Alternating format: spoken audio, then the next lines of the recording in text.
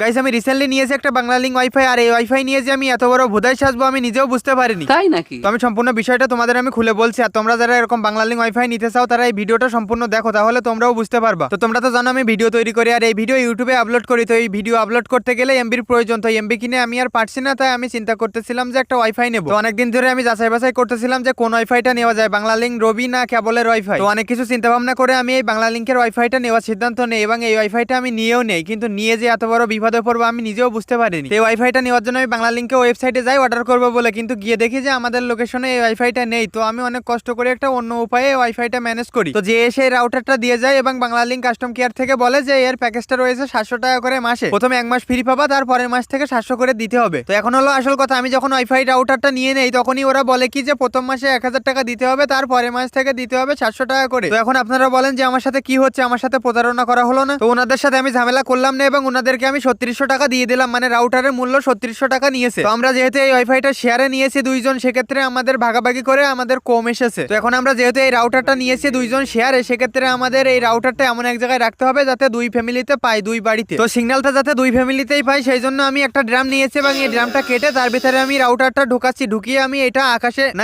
না এটা আমি গাছের আগায় বেঁধে দেবো। তো দেখো আমাদের ড্রামটা কাটা হয়ে যাচ্ছে। এখন আমি এই ড্রামের ভিতরে এই রাউটারটা ঢুকিয়ে দেবো। এখন এই রাউটারটা ঢুকানোর পরে দেখো এরকম দেখাচ্ছে। তো আমি এখন দড়ি দিয়ে ভালোভাবে বেঁধে নেবো। আর এই রাউটারটা চার্জ দেওয়ার জন্য এর যে চার্জারটা রয়েছে, চার্জারটাও আমি ড্রামের ভিতরে রেখে দেবো এবং একটা কারেন্টের লাইন ওই রাউটারের সাথে আমি কানেক্ট করে দেবো। তো আমাদের চার্জারটা এবং রাউটারটা ভালোভাবে সেট করা হয়ে গেছে এই ড্রামের ভিতরে। তো এখন আমি এটা গাছের আগায় উঠে ঝুলিয়ে দেবো এবং তারপরে আমি দেখবো যে আমাদের সিগন্যালটা কেমন পাচ্ছে। তো আমাদের এখানে বাংলালিংকের নেটওয়ার্ক খুবই স্ট্রং, এজন্য এখানে 30-40 MBPS আসতে পারে। তো এখন আমি ওয়াইফাইটা গাছের আগায় বেঁধে আমি নিচে চলে এসেছি এবং আমি আমার পিসিতে দেখবো যে এখন কেমন সিগন্যাল আসতেছে আমার রুম থেকে। তো দেখি আমি পিসিতে মাত্র 2 থেকে 3 কাঠি সিগন্যাল আসতেছে, কারণ আমাদের এই ঘরটা দেয়ালের ঘর, এই কারণে ওই সিগন্যালটা ঠিকঠাক ভাবে আসতে পারতেছে না, বাধা খাচ্ছে। তো এই কারণে আমাদের স্পিডটা কম পাচ্ছে, কিন্তু রাউটারের কাছ থেকে যদি আমরা ব্যবহার করি তাহলে মোটামুটি ভালোই আসতেছে স্পিড। তো এখন আমাদের এই রাউটার দিয়ে তো সিগন্যালটা ঠিকঠাক আসতেছে না। তোমরা কি এমন কোনো ডিভাইস জানো যে ডিভাইসটা দিলে আমাদের এই সিগন্যালটা বুস্ট হবে বা দূরেও অনেক দূরেও নিয়ে যাওয়া যাবে? যদি জানো তাহলে কমেন্টে সেই ডিভাইসটার নাম লিখে যাও। আর তোমরা যারা এরকম ওয়াইফাই নেবার চিন্তা করতেছো তোমরা ভালোভাবে যাচাই বাছাই করে তারপরে নিও। তো তোমাদের যদি এই ভিডিওটা ভালো লাগে এবং এই ভিডিও থেকে কোনো ইনফরমেশন পাও তাহলে এই ভিডিওটা লাইক করে চ্যানেলটা সাবস্ক্রাইব করে রাখো। আর আজকে আমরা কোনো এক্সপেরিমেন্ট করিনি, একটা রিভিউ টাইপের তোমাদের দিয়েছি।